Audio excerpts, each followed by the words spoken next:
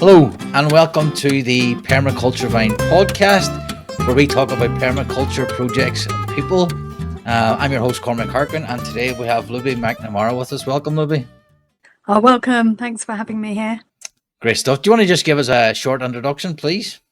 Yeah, thank you for having me. I am a permaculture teacher since I studied permaculture first from 1999 and have been teaching permaculture since 2003. And my work has evolved into a toolkit called Cultural Emergence, which we can talk more about. And I also live at Applewood Permaculture Centre in Herefordshire in the UK. So I spend my life teaching and living permaculture and writing books about it. Great stuff. Really chuffed to have you on and hear about all your books and all your projects. But before we get that, do you want to just go back to the start and where did you hear about permaculture and how did it come into your life? Yeah, it's really interesting hearing people's stories, isn't it, about where they come to it. And for me, I was doing a degree in human sciences, which was a bit of everything. Like ecology, anthropology, philosophy, biology. It was lots of different things.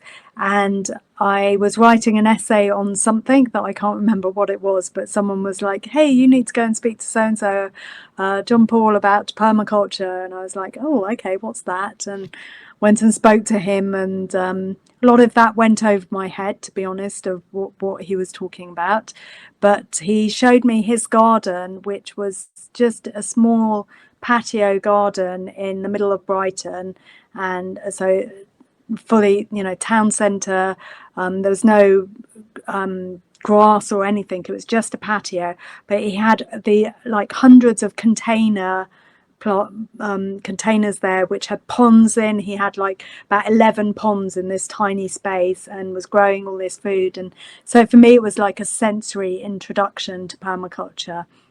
The philosophy and the teachings behind it sort of I didn't really get at first, but the sensory introduction was really wonderful. And then I went on a permaculture design course, and what I found there was the abundance of fun and connection and collaboration and just the enjoyment of learning was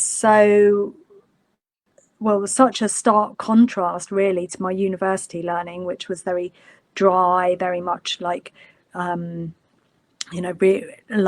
research and then reinterpret what you've researched. Well, don't give us any of your new ideas.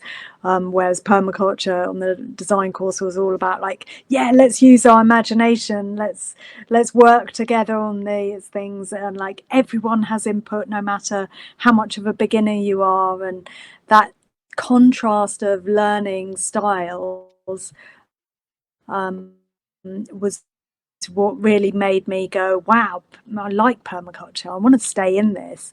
It wasn't even so much the content that really inspired me at that time, because I was very new. I didn't have my own garden. I was just learning the language of it really, but I was just so inspired by the people and inspired by how we were learning that just made me go, yes, I want to know more. And at the time I was asked at the end, what would be your long-term goals and visions? Just say what you really want to happen, not what you think is possible. And I was just like, well, this has been so much fun. Wouldn't it be fun to teach permaculture? And then lo and behold, that journey unfolded for me, which, so that was my entry point into permaculture. And I always say to people, if you've come across permaculture, maybe you could also be the person that inspires someone else to get involved and come across it. Even if you're feeling quite a beginner yourself, you might still be able to infuse someone enough to find out more and join in more. Class. And was that a 2-week PDC on site? No, it was actually done over weekends. So I was having the university experience in the week and then the permaculture experience at the weekends. And so, and then going back to university. So it was weaving it in and out of the two. So yeah, it was very impactful for me. Yeah. Yeah, it was more productive than my university weekends. That's for sure. Uh, Yeah. I wish I had discovered permaculture 20 years ago when I was at university. Well, I think Um, this is what everyone says. I wish I'd discovered permaculture yeah. earlier. Mm. I don't know anyone that says, apart from those that have been brought up with permaculture, like my children, but I don't know anyone else that says, hey, I wish, I'm glad I discovered it 20 years later. Everyone seems to say, I wish I'd discovered it earlier. Yeah. Yeah. So, inspired to teach. Then, did you have a definitive right? How do I become a teacher, or No, what was not your next steps? really. No, yeah, not really. It was just kind of almost said in a whimsical fashion of just like, wow, this has been so much fun. Like, imagine if I could do this all the time. So I didn't really say that with a like full intention of like, hey, I'm going to become a permaculture teacher. Not at all. But then the universe listens, and then I also listen, and so there were signs of like like, oh, there's a teachers meeting that you could come to before the permaculture convergence. So I went along and met people, and then heard that doing an adult education course would be like a good step forward. And then lo and behold, there was one locally to me that I could do like 1 day a week. And then doing that, it was like, well, you need to actually get certain number of hours of teaching practice. So it was like, oh, okay, then I need to do this and apprentice with Andrew Langford, and yeah, to get the hours, and then also organised my own courses so that I could, and invited other teachers to join me so that I could get more of the teaching hours I needed. And it all rolled forward from there. And then I did my permaculture diploma with those designs around teaching courses. So they all wove into one another over a few years. And I was also at that time trustee of the Permaculture Association as well. So I was kind of like seeing things from a strategic level. So So you just I dived straight in. Basically, it was one of those times of just like, yeah, okay, this is great, and I think this is what I really love about the permaculture movement, is that it does invite people to be involved right from the word go. Like so many other sort of disciplines and things, you have to kind of like work your way up the ladder, as it were, and get a certain amount of experience and knowledge before you can actually actively contribute.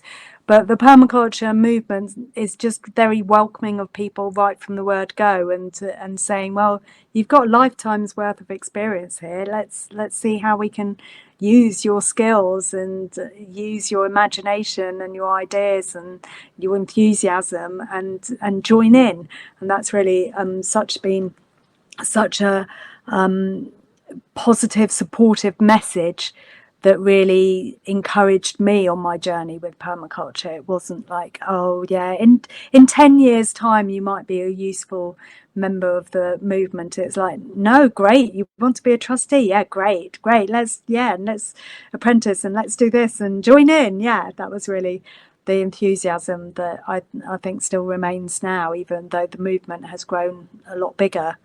Yeah. yeah, no, I'd back that. I've never any problems getting guests. People want to share what they're doing and spread the word. So it's good that way. So your teacher training, you says you were teaching adults. Do you want to tell us about your teacher training, the formal side of it? Yeah, so well, that was when I was learning to be a permaculture teacher. So I went and just did a formal adult education course at a local college, and yeah, learned some of the theory behind teaching adults, and then translated that into designs and how do we use the permaculture principles in our teaching, in our running of courses. And so I did that, brought those things together. And then from 2006, I've been running teach training courses, permaculture teach training courses, which bring in much more of the creative teaching methods and how do we use the permaculture principles in holding space for groups and for individuals on their journey. So I've been doing that now nearly 20 years and have trained up quite a lot of the permaculture teachers, certainly in the UK, but across the world actually, which has been it's great. I love the teach training courses so much, and we really embody the principle of like learning through doing. And so everyone gets a chance to teach as much as possible over the 10 days that we do the course, because it's like learning to drive. It's like you can't learn to drive by being in the passenger seat. You have to actually get in the driver's seat, and so that's what we do on our teach training courses. I had that same metaphor some stage during the week. Somebody were chatting about, and then I added then the basically, and you don't know how to drive until you pass your test. Yeah. That's when all the different circumstances, and then you go out on your own, and then you apply what you've learned, and then you really get into the Yes. nitty gritty. So that's teaching the teachers. Then that course, and you do that at your site. We do that here, here at Applewood. I mean, before we had Applewood, we were used to do it in different places, but now we do it here, and we're just coming up to our 20th anniversary then of running the teach training courses, and we're now adding a new advanced layer into that course for next year, which is quite exciting. I'm What's always up that? for. Well, I'm always up for experimenting and taking things deeper with people. So we're doing an advanced layer in the teach training for people who have already done the teach training, and as you say, that like when you go out into the field and really and start teaching, then all the questions appear and all the different situations that you wouldn't have imagined were possible come up, and then it's like to have that sort of mentoring and that collective sharing about those experiences and how to be more effective as teachers and facilitators of this work. Class. And before we get on to Applewood, you said you've done the diploma, so I'm currently a diploma student as well. Great. A very poor student in terms of I haven't handed anything else, but I'm determined to hand stuff in before Christmas. How do you think the diploma helped you doing that? So I took the approach with the diploma when I did it, which was between 2001 and 2003. I very much took the approach of what am I doing anyway, and how can I make the diploma support me in what I'm doing. So I use the metaphor of a tray. So you can think of like the diploma as like this other thing that you know, this other plate that you're bringing into all the many spinning plates you've got in your life, and it's like another thing. Or you can think of the diploma as a tray, and the tray is going to hold all your other plates on it and be supportive of what you're doing already. And I think if you can reframe it in that way, you make much more progress, because it's more like, oh, okay, how can I use the design, whatever design framework we're using, how can I use that design to make what I'm doing more effective, more streamlined, more enjoyable, more effective. And so then it isn't this extra thing we're doing, where it's actually a thing that supports us and saves us energy and and just eases things rather than adds to our workload. It actually supports our workload. And I think if you can make that shift, then you make more progress with your designs. Then it's like, then the enthusiasm is there to do the designing, because you know that you'll get the benefits out of it.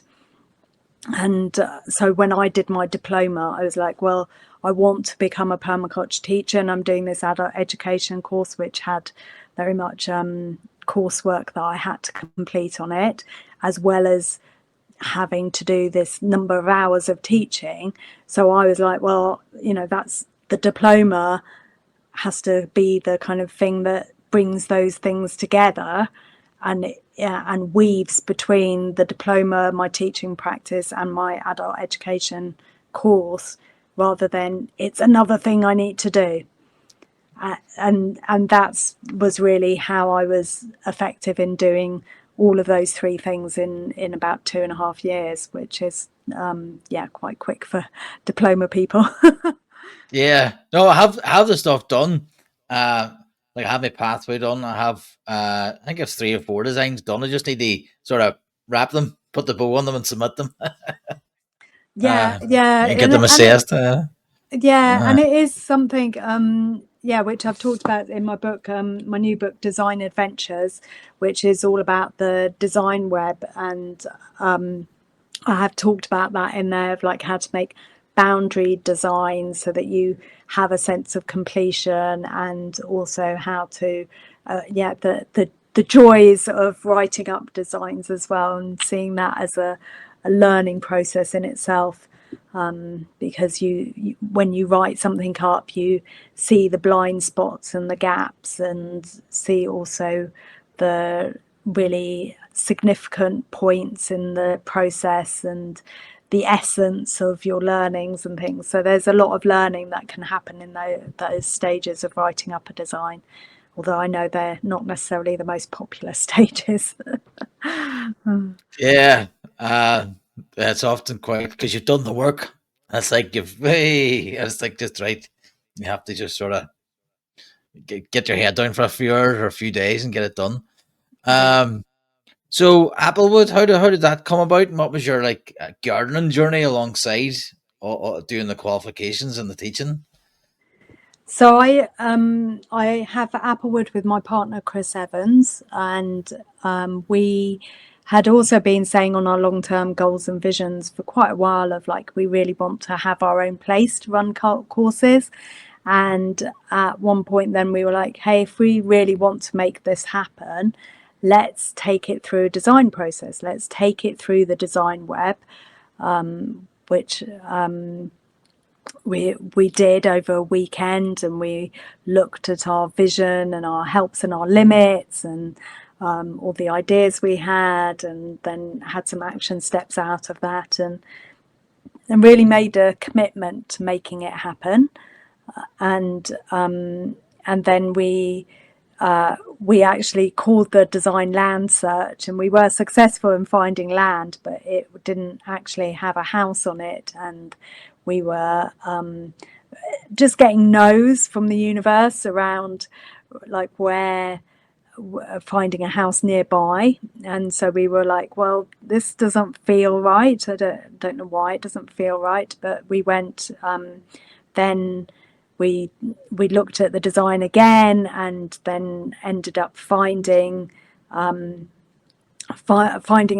finding this place. And which is a beautiful, beautiful piece of land. We have 20 acres here with orchards and woodlands and pasture and owls at night and badgers, and we've just found like endangered crayfish in our stream. So yeah, it's been a real joy to be part of the web of life here. I really feel part of the web of life of Applewood. It's not kind of we're the owners of Applewood. It's like, no, we're part of this community of life here, which is really beautiful. Yeah, So there was a lot of nature there already. absolutely. Yes. Yeah. Yes, it's huge. And then how you've used enhanced the site then since she came on. Well, we haven't actually needed to do very much. We take more of an approach of stewarding and the like, do no harm. That maybe we don't tidy up everything, but we don't kill anything.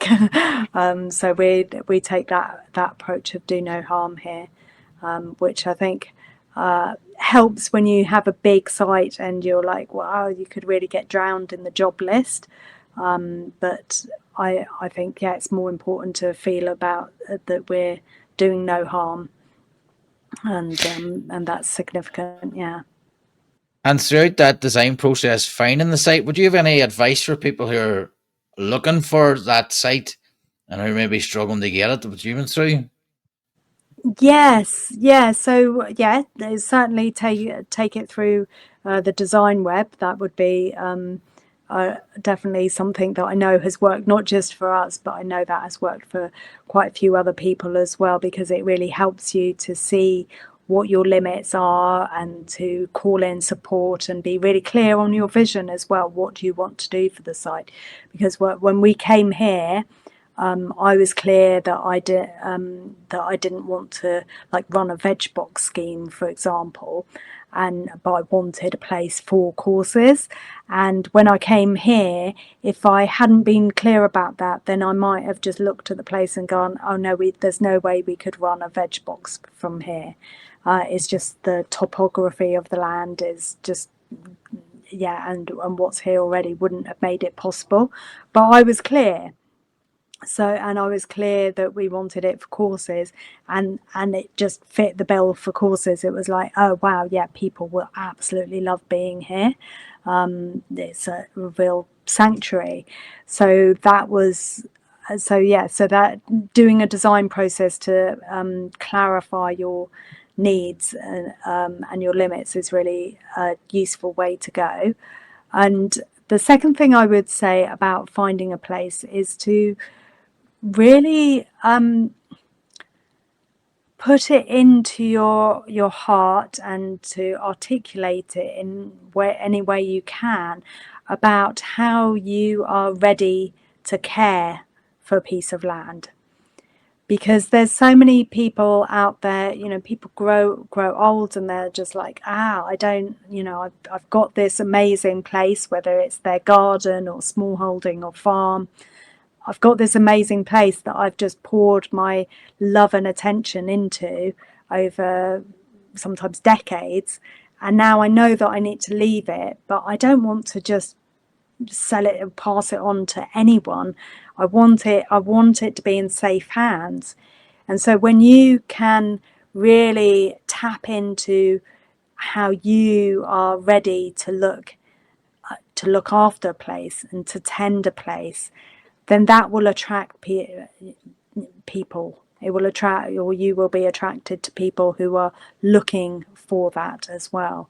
And there's many people out there, and I hear stories of like people who are like, well, I wanted this much rent, or I wanted to sell it for this much, but actually you are the person I want to rent it to or sell it to, and I'm willing to negotiate on the price because you're the right person.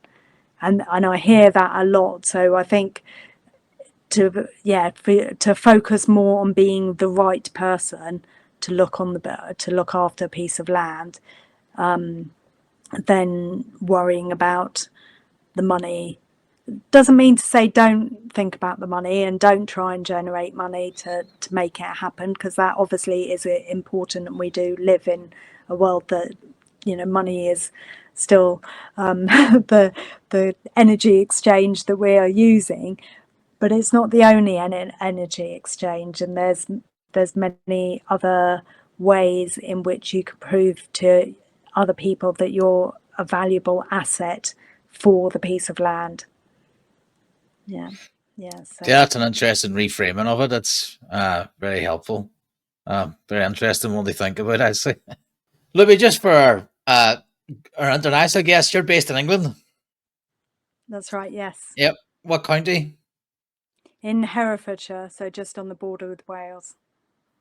Very, yeah, it's a lovely part of the world. I've lived in South Wales before. I lived in Cheltenham as well, so it's not too far away. Yeah. I used to drive through Hereford all the time, going from Birmingham down into Wales. Yeah, so as well as all that, yeah, you write books as well. Do you want to just tell us about your book writing journey? How did you get into writing? Yeah, I again, it's that question of long-term goals and visions. Be aware of that question; can lead you into all sorts of exciting places.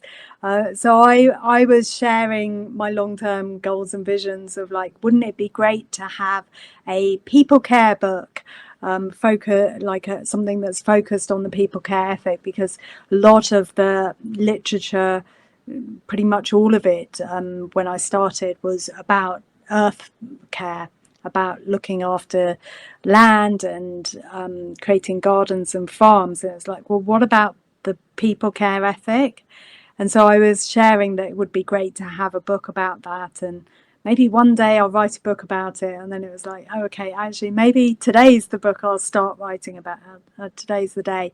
So I started writing, and my first book, People and Permaculture, came out in 2012. And this was the first book globally, and it remains actually one of the very few books globally to really focus on the people care ethic, to take all the principles and the design methodology that we use in permaculture and translate it to people-based systems. So how do we look after our homes? How do we look after our well-being? How do we nurture our friendships and our families? How do we use it in healthcare systems and in education systems? So I take it right from the personal right through into the bigger picture. And yeah, and the design web came out of this. I was looking for a design process that really centered people, and we could use it for anything. And so this this came out in 2012. And then yeah, my next book, which was 7 Ways to Think Differently, was like an answer to that question of like, well, what is permaculture? And I would always say, well, when people ask me that question, is that it's the shifts in thinking that happen, and that from the shifts in thinking, then different things ripple out. But it's the thinking that shifts before the external shifts happen, before we change our behaviors in our relationships or in our business or in our gardens. It's things that shift on the inside, our thinking. So, and it's like, well, what does shift? So then I found these 7 different ways that our thinking can shift with permaculture. And then it evolved into the Cultural Emergence toolkit. So I moved away from the phrase that become quite popular of social permaculture, and I was like, well, actually, permaculture, permanent culture, isn't really what we're heading for. That is a bit of a misnomer. It's not a permanent place. It's culture. Creating culture is a dynamic, ongoing process, not a destination. So I've reframed to cultural emergence, and I also have collaborated with a friend of mine, John Young, who's a deep nature connections specialist, and specializes in village building and really creating cultures that connect to ourselves, connect to each other, connect to the more than human world. So cultural emergence is my latest framing of my work that that weaves together design, nature connection, systems thinking, awareness of culture, and it weaves all of these things together into a toolkit, which is also part of the seed deck. And I know you've said you've used these cards. So maybe before I talk about my new book, you could tell me, Cormac, I could ask you a question about, like, yeah, you've used the cards. How have you used them, and what was your experience with them? So I turned the tables and asked you a question. Yeah, I think I used them at one of the UK permaculture events. Uh, was it a year or two ago? Yeah. Yeah, I think, and it was we used the cards just to. I think it was to direct the conversation, or I Mm. can't. I'm sorry, I can't Yeah. remember. Yeah, that's right. At uh, the one, that was the one uh, in London, was it? there was an online one. Okay, Maybe it was one yes. of the. I think it was the diploma, one of the diploma gatherings. Not the past. I missed that one. It was the one before that. Yeah, that's right. Yeah. So yeah, so that's exactly as you say, they can be really useful in directing the conversation and to bring forth more wisdom and more insights and perspective that you might not have had without them. So yeah, there's many ways we can use them, but yeah, that's one way. So, and then I'll Yeah, just go yeah, go on. ahead. No, go on. So yeah, and then my final book, which has just come out, just really very recently, is called Design Adventures. So this is how really taking us through the design web, and it takes is. I think I've quite cleverly written it so that it's really useful for beginners and also for experienced people as well that want to expand their design thinking and their relationship with their inner designer, and how to make designing a embodied regular practice in their lives.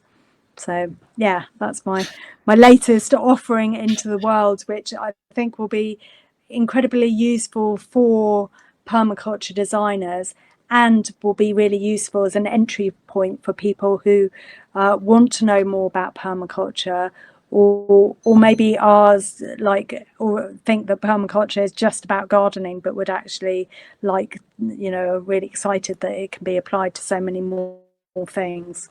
So yeah, that's my latest offering, and seeing design as an adventure.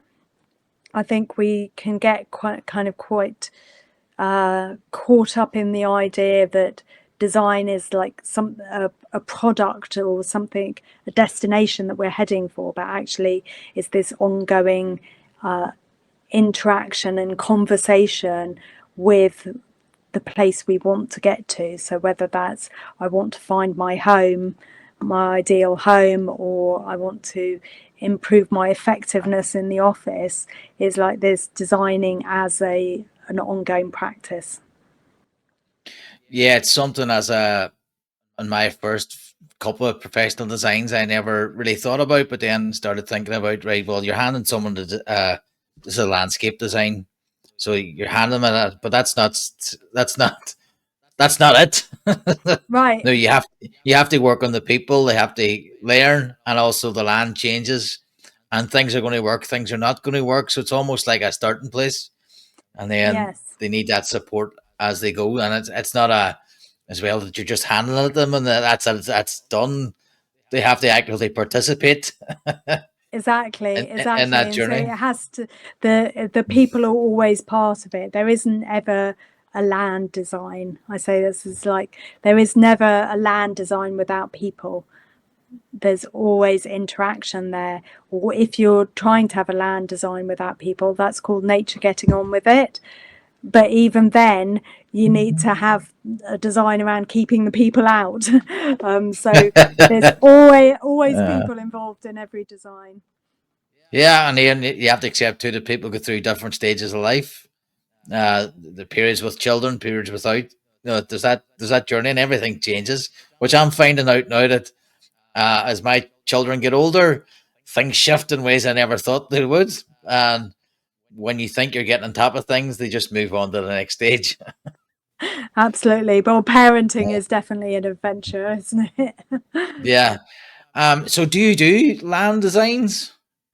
I do, and I'm, we have 20 acres here, so yes, we're obviously always interacting and designing with the land. But yeah, my speciality, my key interest is designing the people-based systems, which I think can be a lot more tricky, a lot more unpredictable, a lot more needed as well.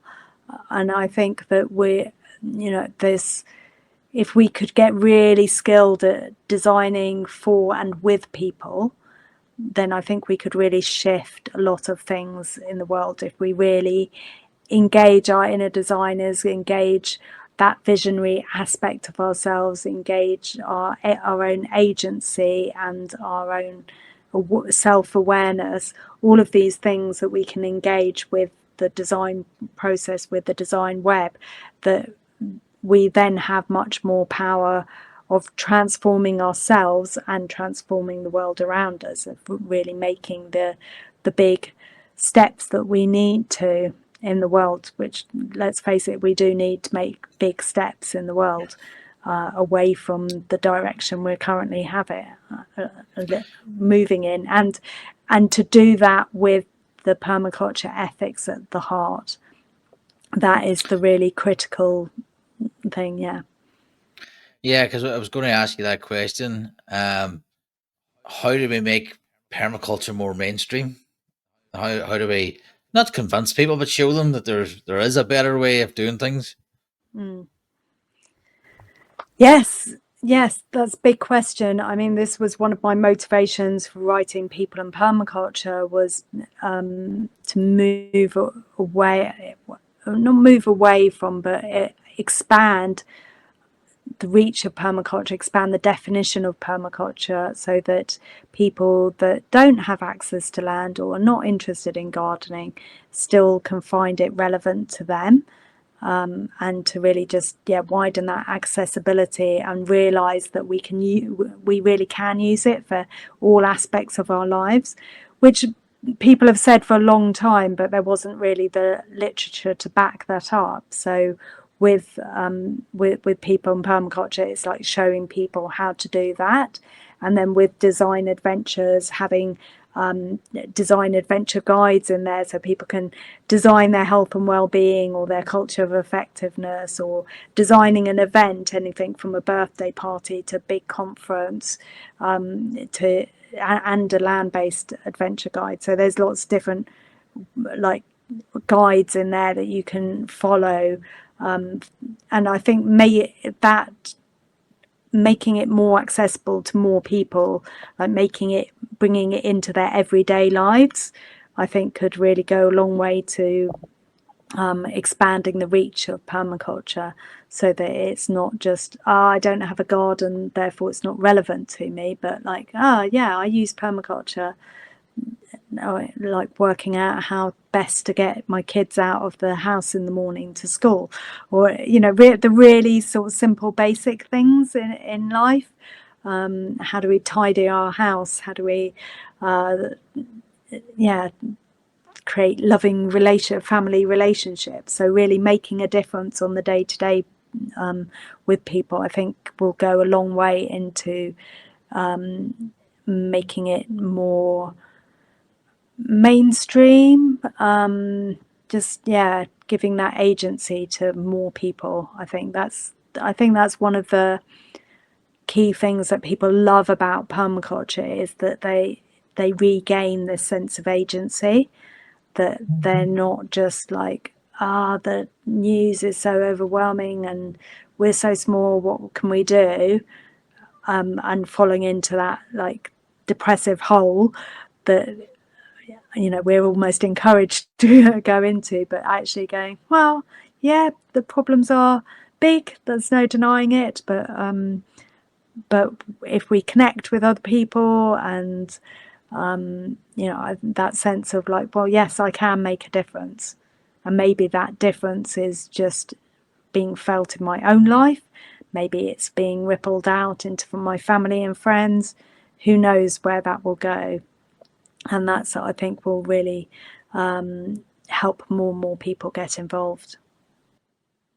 Yeah, I like that. And small steps as well. I think quite often, uh, when you Google it on YouTube, you'll see this fantastic garden, and you'll see all this, and then somebody looks at it and goes, "I can't do all that." But it's, to Yeah. me, it's that message: just start with a salad garden, or start with one bed, and then, and on our point, then I get frustrated when people say, "How's your gardening going?" And I was like, "It's Mm. not gardening." There's more to it than that. It's about functionality. It's about a lot of more stuff than gardening.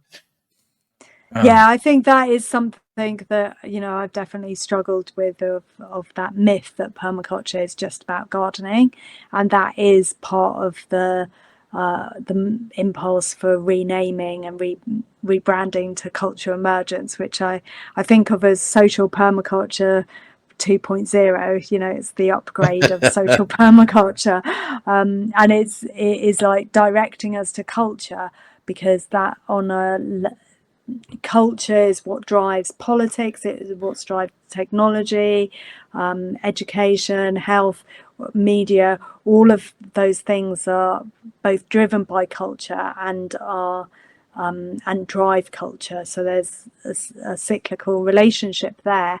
And I think that if you can focus on culture, if we really work out how to do this like seemingly impossible job of facilitating cultural shifts, and if we can do that for ourselves, and so the microcultures are coming, beginning with ourselves, beginning with our own personal culture and rippling out from there, then other things will shift. If we're moving that in the direction of the ethics, that's really significant. And I think the ethics are really understandable by people on the basic level. It's like earth care, people care, fair shares. There's 3 ethics to get your head around, and they're shared by so many people. And of course, we all have different interpretations of them and the nuances, but they are, if we really hold those as both our destination and our pathway, then we can really feel that we are doing something that is of benefit to the planet and people and future generations. Yeah, well, hopefully now we can get our act together and offer it as a sort of a solution to make it go more mainstream. And as you say, I like the fact too that there's a more stuff about right livelihoods as well, so people can earn a living from it and have it financially sustainable. Yeah. And people earning regenerative livings and worthwhile. What would you say? Purpose driven careers. Mm. And I know Pina in the US, that's what they've concentrated on this last couple of years, is trying to get people in the regenerative business. Yeah, I think that is Mm. definitely a key part of it, is like having those opportunities for people so that it's worth them training up, because they know that there is opportunities at the end of it. And at the moment there might not be as many as we like, but that's part of the shift as well, is that there needs to be more people working in this regenerative field. Yeah. Yeah, one thing that I'd like to share with people before I forget to do that is with Design Adventures, one of the things I wanted to do with this book was to actually also as well showcase all the different possibilities of the design. So I have got a, which will put the link in, online design adventures library where myself and many other people are putting design, so you can see what does it look like to design for strengthening your back, or what does it look like for your design to find Applewood, or all these different possibilities there, so people can go and look at more designs options, because it's not so obvious as looking at a land-based design. It's like, what does a land-based design, you can see the land and you can see the map of the place, but for people-based designs, it's useful sometimes to be able to go and look at others. Yeah. Class. And that book is out in a few weeks' time, or is it out now? It's actually out now. It's just Oh, it's just come out, so it's global release. People can get copies direct from me, which I sign. They can also get it from my publishers, and if you're in the US, you can go and get it from bookshops over there. And yeah, I think you can kind of pretty much walk into any bookshop in the world and get it.